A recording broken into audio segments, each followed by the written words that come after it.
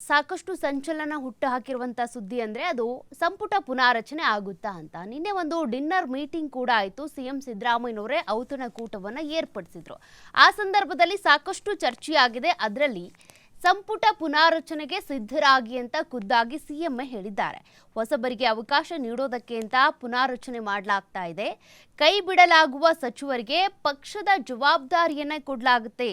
ಔತಣಕೂಟದಲ್ಲಿ ಸಚಿವರಿಗೆ ಸಿದ್ದರಾಮಯ್ಯನವರು ಮಾಹಿತಿಯನ್ನ ಕೊಟ್ಟಿದ್ದಾರೆ. ಅಲ್ಲಿಗೆ ಸಚಿವ ಸಂಪುಟ ಪುನಾರಚನೆ ಫಿಕ್ಸ್ ಅಂತ ಆಯಿತು. ರಾಜ್ಯ ಸಚಿವ ಸಂಪುಟ ಪುನಾರಚನೆ ಬಗ್ಗೆ ರಾಜ್ಯದಾದ್ಯಂತ ತೀವ್ರ ಚರ್ಚೆ ಆಗ್ತಾ ಇದೆ. ಈ ಹಂತದಲ್ಲೇ ಮುಖ್ಯಮಂತ್ರಿ ಸಿದ್ದರಾಮಯ್ಯನವರು ಈ ರೀತಿಯಾಗಿ ಒಂದು ಔತಣಕೂಟವನ್ನು ಏರ್ಪಡಿಸಿ ಸಚಿವರಿಗೆ ಒಂದಷ್ಟು ಸೂಚನೆ, ಒಂದಷ್ಟು ಮಾಹಿತಿಯನ್ನು ಕೂಡ ಬಿಟ್ಕೊಟ್ಟಿದ್ದಾರೆ. ಸಂಪುಟ ಸದಸ್ಯರಿಗೆ ನಿನ್ನೆ ಏನು ಔತಣಕೂಟವನ್ನು ನೀಡಿದ್ರು ಸಿದ್ದರಾಮಯ್ಯ, ಆ ಸಂದರ್ಭದಲ್ಲಿ ಪಕ್ಷ ಸಂಘಟನೆಯ ವಿಶೇಷ ಹೊಣೆಗಾರಿಕೆ ಹೊರೋದಕ್ಕೆ ಸಂಪುಟದ ಹಿರಿಯ ಸಚಿವರು ಮಾನಸಿಕವಾಗಿ ಸಿದ್ಧರಾಗಬೇಕು. ಅಂದರೆ ಕೆಲ ಹಿರಿಯ ಸಚಿವರಿಗೆ ಸಚಿವ ಸ್ಥಾನದಿಂದ ಕೊಕ್ಕು ಕೊಡಲಾಗ್ತಾ ಇದೆ ಅನ್ನುವಂಥ ಒಂದು ಸೂಚನೆಯನ್ನ ಕೊಡಲಾಗಿದೆ. ಅಲ್ಲದೆ ರಾಜ್ಯ ಸರ್ಕಾರಕ್ಕೆ 2.5 ವರ್ಷ ತುಂಬುತ್ತಿರುವ ಹಿನ್ನೆಲೆ ಹೊಸಬರಿಗೆ ಅವಕಾಶ ನೀಡೋದಕ್ಕೆ ಅಂತ ಸಂಪುಟ ಪುನಾರಚನೆ ಅನಿವಾರ್ಯ ಅಂತೇಳಿ ಹೈಕಮಾಂಡ್ ಕೂಡ ಸೂಚನೆ ಕೊಟ್ಟಿದೆ. ಹೀಗಾಗಿ ಸಚಿವರು ಸಂಪುಟ ಪುನಾರಚನೆ ಮಾಡೋದಕ್ಕೆ ಅಂತ ಮಾನಸಿಕವಾಗಿ ಸಿದ್ಧವಾಗಿರಬೇಕು ಅಂತ ಕೂಡ ಸಿದ್ದರಾಮಯ್ಯನವರು ತಿಳಿಸಿದ್ದಾರೆ. ಇನ್ನು ಸಂಪುಟದಿಂದ ಕೆಲವರನ್ನ ಕೈಬಿಟ್ಟು ಬೇರೆಯವರಿಗೆ ಅವಕಾಶ ನೀಡಬೇಕಾಗಬಹುದು.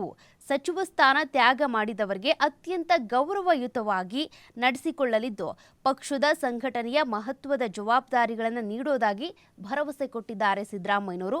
ಹೈಕಮಾಂಡ್ಗೆ ಆಸಕ್ತಿ ಯಾಕೆ ಅಂತ ನಾವು ನೋಡೋದಾದ್ರೆ, ಹೈಕಮಾಂಡ್ ಪುನಾರಚನೆಗೆ ಅಂದರೆ ಈ ಸಂಪುಟ ಪುನಾರಚನೆಗೆ ಆಸಕ್ತಿಯನ್ನು ತೋರಿಸ್ತಾ ಇದೆ. ಹೊಸಬರಿಗೆ ಅವಕಾಶ ನೀಡಬೇಕು ಅನ್ನುವಂಥ ಕಾರಣಕ್ಕೆ. ಜೊತೆಗೆ ಸಚಿವರ ರಿಪೋರ್ಟ್ ಕಾರ್ಡ್ ಕೂಡ ಇದೆ. ಯಾರ್ಯಾರು ಸಚಿವರು ಏನೇನು ಕೆಲಸ ಮಾಡಿದ್ದಾರೆ, ಕಾರ್ಯವೈಖರಿ ಏನಿದೆ, ಮತ್ತು ಅವರು ಸಚಿವರಾದ ನಂತರ ನಡೆದಂಥ ಚುನಾವಣೆ ಸಂದರ್ಭದಲ್ಲಿ ಅವರು ಎಷ್ಟರ ಮಟ್ಟಿಗೆ ಎಫರ್ಟ್ ಹಾಕಿದ್ದಾರೆ ಅನ್ನೋದ್ರ ಬಗ್ಗೆ ಕೂಡ. ಹೀಗಾಗಿ ಅದರ ಆಧಾರದ ಮೇಲೆ ಯಾವಾಗ ಬೇಕಾದರೂ ಸೂಚನೆ ನೀಡಬಹುದು, ಅವರನ್ನು ಸಚಿವ ಸಂಪುಟದಿಂದ ತೆಗೆದು ಬೇರೆ ಜವಾಬ್ದಾರಿ ಕೊಡಿ ಅಂತ. ಹಾಗಾಗಿ ಮಾನಸಿಕವಾಗಿ ಸಿದ್ಧರಾಗಿ ಅಂತ ಸಿದ್ದರಾಮಯ್ಯನವರು ಕಿವಿ ಮಾತನ್ನು ಕೊಟ್ಟಿದ್ದಾರೆ ಅನ್ನುವಂಥ ಮಾಹಿತಿ ಸಿಗ್ತಾ ಇದೆ. ಇನ್ನು ಪಕ್ಷ ಸಂಘಟನೆ ಕೂಡ ಬಹಳ ಮುಖ್ಯ ಆಗುತ್ತೆ.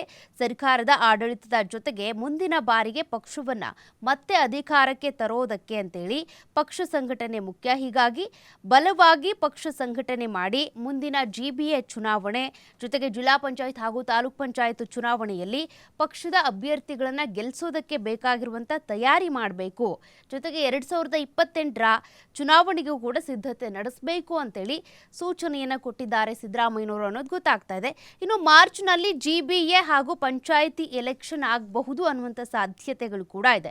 ಗ್ರೇಟರ್ ಬೆಂಗಳೂರು ಚುನಾವಣೆ ಹಾಗೂ ಜಿಲ್ಲಾ ಪಂಚಾಯತ್ ಮತ್ತು ತಾಲೂಕ್ ಪಂಚಾಯತ್ ಚುನಾವಣೆಯು ಫೆಬ್ರವರಿ ಅಥವಾ ಮಾರ್ಚ್ ತಿಂಗಳಲ್ಲಿ ಆಗಬಹುದು ಅಂತ ಮಾಹಿತಿ ಸಿಕ್ಕಿರೋದು. ಇದಕ್ಕೆ ಸಿದ್ಧತೆ ನಡೆಸಬೇಕು ಅಂತ ಕೂಡ ಮುಖ್ಯಮಂತ್ರಿ ಸಿದ್ದರಾಮಯ್ಯನವರು ಸಚಿವರಿಗೆ ಸೂಚನೆ ಕೊಟ್ಟಿದ್ದಾರೆ. ಅಷ್ಟರೊಳಗೆ ಅವರು ಸಚಿವ ಸ್ಥಾನದಿಂದ ಕೆಳಗಿಳಿದ್ರು ಇಳಿಬಹುದು ಕೆಲವರು. ಅದ್ರ ಬಗ್ಗೆ ಕೂಡ ಸಿಎಂ ಒಂದಷ್ಟು ಕಿವಿ ಮಾತನ್ನ ಹೇಳಿದ್ದಾರೆ. ಇನ್ನು 20 ನಿಮಿಷ ಸಿದ್ದರಾಮಯ್ಯನವರು DK ಶಿವಕುಮಾರ್ ಪ್ರತ್ಯೇಕವಾಗಿ ಚರ್ಚೆ ಮಾಡಿದ್ರಂತೆ. ಸಿಎಂ ಅಧಿಕೃತ ನಿವಾಸದಲ್ಲಿ ಸಂಪುಟ ಸಹೋದ್ಯೋಗಿಗಳಿಗೆ ಏರ್ಪಡಿಸಿದಂಥ ಭೋಜನ ಕೂಟದ ವೇಳೆ ಮುಖ್ಯಮಂತ್ರಿ ಸಿದ್ದರಾಮಯ್ಯ ಹಾಗೂ ಉಪಮುಖ್ಯಮಂತ್ರಿ ಆಗಿರುವಂಥ DK ಶಿವಕುಮಾರ್ ಇಬ್ಬರೂ ಕೂಡ 15ರಿಂದ 20 ನಿಮಿಷಗಳ ಕಾಲ ಪ್ರತ್ಯೇಕವಾಗಿ ಚರ್ಚೆ ಮಾಡಿದ್ದಾರೆ. ಇಬ್ಬರೇ ಗೌಪ್ಯವಾಗಿ ಚರ್ಚೆ ನಡೆಸಿದ್ದು ಯಾವ ವಿಚಾರಗಳು ಚರ್ಚೆ ಮಾಡಿರಬಹುದು, ಏನು ವಿನಿಮಯ ಮಾಡ್ಕೊಂಡಿದ್ದಾರೆ, ಏನು ವಿಷಯ ಮುನ್ನೆಲೆಗೆ ಬಂದಿರಬಹುದು, ಅದ್ರ ಬಗ್ಗೆ ಇನ್ನೂ ಕೂಡ ಮಾಹಿತಿ ಇಲ್ಲ. ಪ್ರಭಾವಿ ಸಚಿವರಿಗೆ ಬಿಹಾರ ಚುನಾವಣೆಯ ಉಸ್ತುವಾರಿಯನ್ನು ಕೊಡುವಂಥ ಹೊಣೆ ಕೂಡ ಇದೆ. ಯಾರ್ಯಾರಿಗೆ ಏನೇನು ಹೊಣೆಗಾರಿಕೆ ಕೊಡ್ತಾರೆ ಅಂತ ಬಂದಾಗ ಬಿಹಾರ ಚುನಾವಣೆ ನಿರ್ವಹಣೆ ಹೊಣೆಗಾರಿಕೆ ಅಲ್ಲದೆ ಕೆಲ ಸಚಿವರು ಖುದ್ದಾಗಿ ಬಿಹಾರಕ್ಕೆ ತೆರಳಿ ಚುನಾವಣಾ ಉಸ್ತುವಾರಿಯನ್ನು ವಹಿಸಿಕೊಳ್ಳುವಂಥ ಸಾಧ್ಯತೆಗಳು ಕೂಡ ಇದ್ದಾವೆ. ಯಾರು ಅದರಲ್ಲಿ ಬಹಳ ಚಾಕಚಕ್ಯತೆಯನ್ನು ಹೊಂದಿರ್ತಾರೆ ಅಂಥವರಿಗೆ ಚುನಾವಣಾ ಪ್ರಚಾರ ಇರ್ಬೋದು, ಚುನಾವಣಾ ಉಸ್ತುವಾರಿಯನ್ನು ಕೊಡುವಂಥ ಸಾಧ್ಯತೆ ಇದೆ. ಇನ್ನು ಮುಖ್ಯಮಂತ್ರಿ ಸಿದ್ದರಾಮಯ್ಯ ಅವರು ಬಿಹಾರ ಚುನಾವಣೆಯಲ್ಲಿ ಇರೋದ್ರಿಂದ ಬಿಹಾರ ಚುನಾವಣೆ ಹಿನ್ನೆಲೆ ಹೈಕಮಾಂಡ್ ನೀಡಿರುವ ಕೆಲ ಸೂಚನೆಗಳನ್ನು ವಿವರಿಸಿದ್ದಾರೆ. ಏನೇನು ಮಾಡಬೇಕಾಗುತ್ತೆ, ಯಾವ ಡೇಟಿಗೆ ಹೋಗಬೇಕಾಗುತ್ತೆ, ಎಲ್ಲಿ ಪ್ರಚಾರ ಏನು ಅನ್ನೋದ್ರ ಬಗ್ಗೆ. ಹೀಗಾಗಿ ಕೆಲ ಪ್ರಭಾವಿ ಸಚಿವರು ನೇರವಾಗಿ ಬಿಹಾರಕ್ಕೆ ತೆರಳಿ ನೀವು ಪ್ರಚಾರ ಮಾಡಬೇಕಾಗುತ್ತೆ ಅನ್ನೋದ್ರ ಬಗ್ಗೆ ಕೂಡ ಸುಳಿವನ್ನು ಕೊಟ್ಟಿದ್ದಾರಂತೆ. ಇನ್ನು ಬಿಹಾರ ಚುನಾವಣೆ ಮಹತ್ವದಾಗಿದ್ದು ಪಕ್ಷ ಸ್ಪರ್ಧೆ ಮಾಡ್ತಾ ಇರುವಂಥ ಕ್ಷೇತ್ರಗಳಲ್ಲಿ ಅಭ್ಯರ್ಥಿಗಳನ್ನು ಗೆಲ್ಲಿಸೋದಕ್ಕೆ ಅಂತ ನೀವು ಕೂಡ ಒಂದಷ್ಟು ಎಫರ್ಟ್ ಹಾಕಬೇಕಾಗುತ್ತೆ. ಕೃಷಿ ಅಂದರೆ ನೀವು ಅಲ್ಲಿ ಹೋಗಿ ಕೃಷಿ ಮಾಡಬೇಕಂದ್ರೆ ಎಫರ್ಟ್ ಹಾಕಬೇಕು ಅಂತ. ಇದಕ್ಕಾಗಿ ಪಕ್ಷ ನೀಡುವ ಎಲ್ಲ ರೀತಿ ಜವಾಬ್ದಾರಿಗಳನ್ನು ನಿಭಾಯಿಸಬೇಕು ಅಂತ. ಇನ್ನು 5 ಜನ ಸಚಿವರು ಗೈರಾಗಿದ್ರು ಅನ್ನೋದು ಕೂಡ ಗೊತ್ತಾಗ್ತಾ ಇದೆ. ಸಭೆಗೆ ಸಚಿವರಾದಂಥ ಜಮೀರ್ ಅಹಮದ್ ಇರ್ಬೋದು, ಬೋಸರಾಜು, ಸತೀಶ್ ಜಾರಕಿಹೊಳಿ, ಲಕ್ಷ್ಮೀ ಹೆಬ್ಬಾಳ್ಕರ್, ಮಂಕಾಳ ವೈದ್ಯ ಇವರೆಲ್ಲರೂ ಕೂಡ ಗೈರಾಗಿದ್ದರು. ಪೂರ್ವ ಅನುಮತಿಯನ್ನು ಪಡ್ಕೊಂಡೆ ನಾವು ಬರಲ್ಲ ಅಂತಲೇ ಏನೋ ಬೇರೆ ಕೆಲಸ ಇದೆ ಅಂತ ಹೇಳಿಕೊಂಡೆ ಅವ್ರು ಬಂದಿರಲಿಲ್ಲ ಅನ್ನೋದು ಕೂಡ ಗೊತ್ತಾಗ್ತಾ ಇದೆ. ಸಚಿವರ ಜೊತೆ CM ಸಿದ್ದರಾಮಯ್ಯನವರು ಪ್ರತ್ಯೇಕವಾಗಿ ಮಾತುಕತೆ ನಡೆಸೋದ್ರ ಮೂಲಕ ಒಂದಷ್ಟು ಜನರಿಗೆ ಕೊಕ್ ನೀಡೋ ಸಾಧ್ಯತೆ ಇದೆ, ಹೊಸಬರಿಗೆ ಅವಕಾಶ ಕೊಡುವಂಥ ಸಾಧ್ಯತೆ ಇದೆ. ಯಾವುದಕ್ಕೂ ನೀವು ತಯಾರಾಗಿ ಸಚಿವ ಸ್ಥಾನ ನಂದೆ, ಮಂತ್ರಿಗಿರಿ ನಂದೆ ಅಂತ ಸ್ಟಿಕಾನ್ ಆಗೋದಕ್ಕೆ ಹೋಗಬೇಡಿ ಅಂತೇಳಿ ಸಿದ್ದರಾಮಯ್ಯನವರು ಸುಳಿವನ್ನು ಕೊಟ್ಟಿದ್ದಾರೆ. ಔತಣಕೂಟದಲ್ಲಿ ಒಂದಷ್ಟು ಮಾಹಿತಿಯನ್ನು ಕೂಡ ಹಂಚಿಕೊಂಡಿದ್ದಾರೆ. ಬೇರೆಯವರಿಗೆ ಬೇರೆ ರೀತಿಯಾಗಿ ಜವಾಬ್ದಾರಿ ಸಿಗುತ್ತೆ ಅನ್ನೋದ್ರ ಬಗ್ಗೆ ಕೂಡ ಭರವಸೆಯನ್ನು ಕೊಟ್ಟಿದ್ದಾರೆ. ಇನ್ನು ಮುಂದಿನ ಸುದ್ದಿಯತ್ತ ನಾವು ಹೋಗೋದಾದರೆ RSS ಬ್ಯಾನ್ ಆಗುತ್ತಾ, ಹೀಗೊಂದು ಚರ್ಚೆ ಆಗ್ತಾ ಇದೆ. ಆಗಬಾರ್ದು, ಆಗಬೇಕು ಅನ್ನೋದ್ರ ಬಗ್ಗೆ ಕೂಡ ಚರ್ಚೆ. RSS ಚಟುವಟಿಕೆ ನಿಷೇಧ ಕುರಿತು ತಮಿಳುನಾಡು ಮಾದರಿ ಪರಿಶೀಲನೆ ಮಾಡಲಾಗುತ್ತೆ ಅನ್ನೋದ್ರ ಬಗ್ಗೆ ಕೂಡ CM ಒಂದು ಪ್ರತಿಕ್ರಿಯೆಯನ್ನು ಕೊಟ್ಟಿದ್ದಾರೆ. CM ಸಿದ್ದರಾಮಯ್ಯನವರಿಗೆ ಪ್ರಿಯಾಂಕ್ ಖರ್ಗೆ ಅವರು ಒಂದು ಪತ್ರವನ್ನು ಬರೆದಿದ್ರು. ಅದು ಶಾಲೆಗಳಲ್ಲಿ, ಕಾಲೇಜುಗಳಲ್ಲಿ, ಸರ್ಕಾರಿ ಅನುದಾನಿತ ಶಾಲೆಗಳಲ್ಲಿ, ಒಂದಷ್ಟು ಕಚೇರಿಗಳಲ್ಲಿ ಇರ್ಬೋದು, RSS ಚಟುವಟಿಕೆಗಳನ್ನು ನಡೆಸೋದಕ್ಕೆ ಅನುಮತಿ ಕೊಡಬಾರ್ದು ಅಂತ. ಅದಕ್ಕೆ ಸಂಬಂಧಪಟ್ಟಂತೆ ಏನೇನಾಯಿತು ನಿನ್ನೆ ನೋಡೋಣ. ಅಧ್ಯಯನ ಮಾಡೋದಕ್ಕೆ ಅಂತ CS ಸೂಚನೆ ಕೊಡಲಾಗಿದೆ. ಪ್ರಿಯಾಂಕ್ ಪತ್ರವನ್ನು ಆಧರಿಸಿ ನಿರ್ದೇಶನ ಅಂತೇಳಿ CM ಸಿದ್ದರಾಮಯ್ಯನವರು ಖುದ್ದಾಗಿ ಹೇಳ್ಕೊಂಡಿದ್ದಾರೆ. ಜೊತೆಗೆ ಈ ಸರ್ಕಾರಿ ಸ್ಥಳಗಳಲ್ಲಿ ಇರ್ಬೋದು RSS ಚಟುವಟಿಕೆಗಳನ್ನು ನಿಷೇಧಿಸುವ ಕುರಿತಂತೆ ತಮಿಳುನಾಡು ಸರ್ಕಾರದ ನೀತಿಯನ್ನು ಅಧ್ಯಯನ ಮಾಡುವಂತೆ ರಾಜ್ಯ ಮುಖ್ಯ ಕಾರ್ಯದರ್ಶಿ ಶಾಲಿನಿ ರಜನೀಶ್ ಅವರಿಗೆ ಮುಖ್ಯಮಂತ್ರಿ ಸಿದ್ದರಾಮಯ್ಯ ಅವರು ನಿರ್ದೇಶನವನ್ನು ನೀಡಿದ್ದಾರೆ ಅನ್ನೋದು ಗೊತ್ತಾಗ್ತಾ ಇದೆ. ಇನ್ನು ಬಾಗಲಕೋಟೆ ಜಿಲ್ಲೆ ರಬಕವಿ ಬನಹಟ್ಟಿ ತಾಲೂಕಿನ ಬಂಡಿಗಣಿಯಲ್ಲಿ ಸೋಮವಾರ ಸುದ್ದಿಗಾರರ ಜೊತೆ ಮಾತನಾಡಿದಂಥ ಸಿದ್ದರಾಮಯ್ಯನವರು ಸರ್ಕಾರಿ ಸ್ಥಳಗಳಲ್ಲಿ RSS ಚಟುವಟಿಕೆಗಳ ನಿಷೇಧದ ಕುರಿತು ತಮಿಳುನಾಡಿನ ಕ್ರಮಗಳನ್ನು ಪರಿಶೀಲನೆ ಮಾಡಬೇಕಿದೆ. ಅಂದರೆ ತಮಿಳುನಾಡಿನಲ್ಲಿ ಸರ್ಕಾರಿ ಶಾಲೆಗಳಲ್ಲಿ, ಸರ್ಕಾರಿ ಕಾಲೇಜುಗಳಲ್ಲಿ, ಸರ್ಕಾರಿ ಅನುದಾನಿತ ಶಾಲೆಗಳಲ್ಲಿ RSS ಚಟುವಟಿಕೆಗಳಿಗೆ ಅವಕಾಶ ಇಲ್ಲ, ಅಲ್ಲಿ ನಿರ್ಬಂಧ ಹೇರಿದ್ದಾರೆ.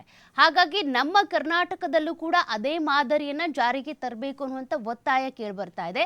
ಮೊದಲನೇದಾಗಿ ತಮಿಳುನಾಡಿನ ಮಾದರಿಯನ್ನು ನಾವು ಪರಿಶೀಲನೆ ಮಾಡಬೇಕು ಅಂತ ಸಿದ್ದರಾಮಯ್ಯನವರು ಹೇಳಿದ್ದಾರೆ. ಇದಕ್ಕೆ ಸಂಬಂಧಪಟ್ಟಂತೆ ಮುಖ್ಯ ಕಾರ್ಯದರ್ಶಿ ಆಗಿರುವಂಥ ಶಾಲಿನಿ ರಜನೀಶ್ ಅವರಿಗೆ ಒಂದು ಸೂಚನೆ ಕೂಡ ಕೊಟ್ಟಿದ್ದಾರಂತೆ. ಹಾಗಾದರೆ ತಮಿಳುನಾಡಿನಲ್ಲಿ ಯಾವ ರೀತಿಯಾಗಿ ಮಾದರಿ ಇದೆ ಅಂತ ನೋಡೋದಾದರೆ, ತಮಿಳುನಾಡಿನಲ್ಲಿ RSSನ ಯಾವುದೇ ಕಾರ್ಯಕ್ರಮಗಳಿಗೆ ಪೂರ್ವಾನುಮತಿ ಕಡ್ಡಾಯ. ಯಾವುದೇ ಅನುಮತಿ ಇಲ್ಲ ದಿಢೀರಂತ ಕಾರ್ಯಕ್ರಮವನ್ನು RSSನವರು ನಡೆಸುವಂತಿಲ್ಲ.